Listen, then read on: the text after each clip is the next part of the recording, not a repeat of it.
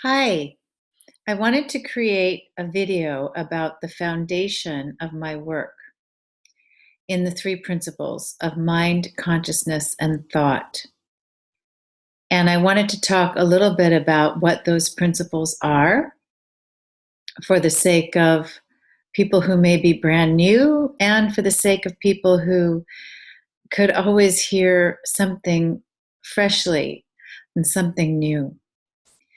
The three principles that are the foundation of my work really come from my uh, accident of birth, which was being born to a father named Roger Mills, who was a community psychologist in Eugene, Oregon, who heard about a man named Sidney Banks, who had had an awakening experience and lived on Salt Spring Island in Canada.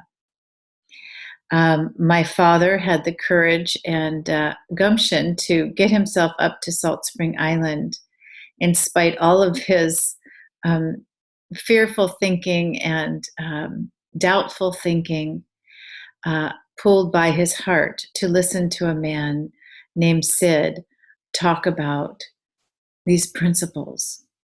Sid was a ninth grade educated welder, a blue collar worker who had had an insight about the nature of life that changed his life permanently.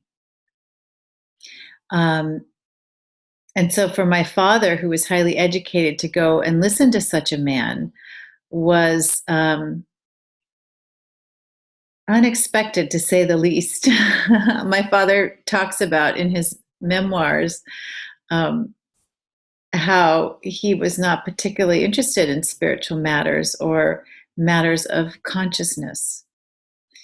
So, what Sid was talking about when my father went and met with him was at that time not in the particular formulation of the three principles, but basically what I would call the truth of life, which is that we all create our own experiences of life, our own interpretations of life, our own personal histories, and our own feelings and emotions that derive from all of this based on the fundamental principle or fact of thought.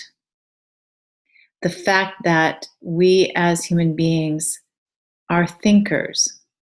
And as we think, we feel. So we are always experiencing the quality of our thinking. We're always experiencing the parameters of our thinking. So that's why we can self limit via our thinking I cannot do, I am not good enough. Um, and then alternatively, we can elevate ourselves, uh, thinking that we're so fantastic and amazing, the best thing that ever walked the earth. So, with this power of thought, we can generate all kinds of ideas about ourselves and who we are.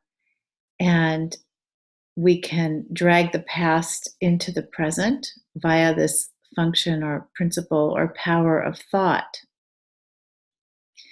The other principles that Sid talked about and that are the basis of my work also are the principle of consciousness and the principle of mind.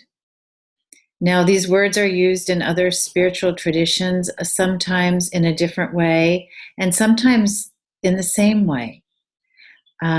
Consciousness being that which we experience, life itself. We are conscious of life. We are aware of life. Consciousness is.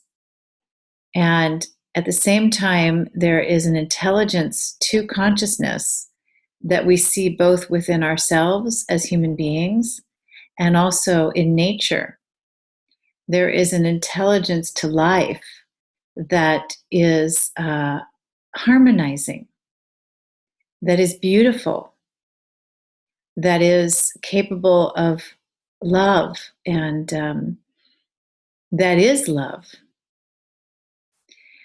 So how do these principles work together? What can we understand about them that helps us? Um, and I think before even we talk about our personal understanding of these principles, we can see that every religious self-help or spiritual movement, every psychological um, movement, if you really look at it, when people change, when people have insights, when people grow, when people have transcendent experiences, there's a change in thought. Thought changes. And thought in this paradigm, which is to me reality, thought is at the root of everything. It's at the root of every activity and every emotion, whether it's conscious thought that we can see easily or whether it's subconscious thought that we don't recognize right away. There are what you could call levels of thought. Some levels are so deep, for lack of a better word, that we don't even know that they exist. So, for example, the thought that I am this body, the thought that I am a woman. I understand that I'm a woman in this world of form at this time, and yet the body comes and goes, the body changes, the cells constantly changing, dying, renewing. Um, the cells of a 3-year-old are not the same cells of a 40-year-old. And so, which cells are you if you are the body? And yet, in thought, we have identified with the body. So, looking at thought as the basis for how we experience reality, how consciousness experiences reality, is fundamental, really, to almost all spiritual movements that I have studied, and really at the heart of all religious movements that are profound and deep religious movements. So, so that's why principles. That's why the word principle. And I've run across people who don't like the word principle. One person once told me in a class that he prefers the word facts. And I honestly don't care whether you call them facts or principles or powers. What's true about them is that they are universal to the human experience and to life itself. Thought is our capacity to differentiate, to have relativity, to have duality, to have this life as we know it. And consciousness also is our capacity to have this life as we know it, to experience life, to experience thought. So when I work with people, what we're looking at is how we have created our own suffering through attaching to and believing in certain kinds of thought that are not true. For example, the thought that we are the body, or very sort of mundane pedestrian thoughts in everyday life. My husband doesn't love me, or my children are going to grow up and land in jail. there, there are probably 1,000 or more thoughts that most human beings think every day that that are just not true, but that create suffering.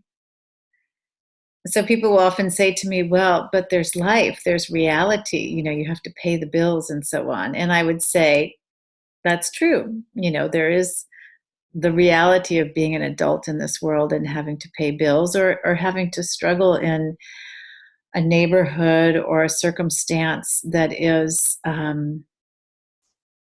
difficult, if not life-threatening. And this is true for the human being, that many of us are in tight situations. And yet, in those situations, or even around a simple thing like paying the bills, look at and notice how much thought is not productive in those settings or situations. I'd say probably 90% of our thinking is not really creative, productive, enlightening, helpful, expansive, expanding, and yet we have the total capacity to notice this fact about thought, and in the noticing, this greater intelligence called mind that Sydney Banks also talked about, it comes in with a broom and starts sweeping the unnecessary thought obstacles away.